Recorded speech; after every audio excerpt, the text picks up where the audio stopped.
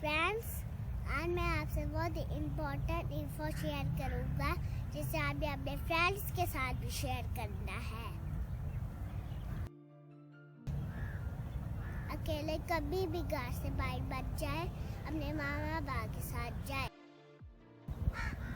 कहीं भी बाहर जाने से पहले अपने माँ बाप को बताकर जाए।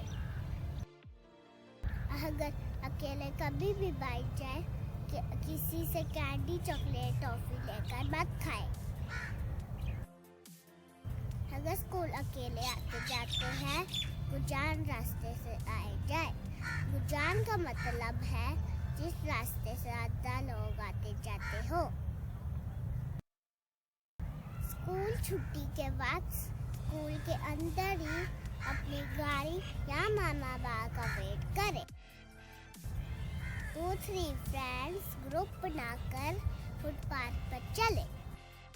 फ्रेंड्स के साथ खेलने जाए, शाम को जल्दी वापस आए।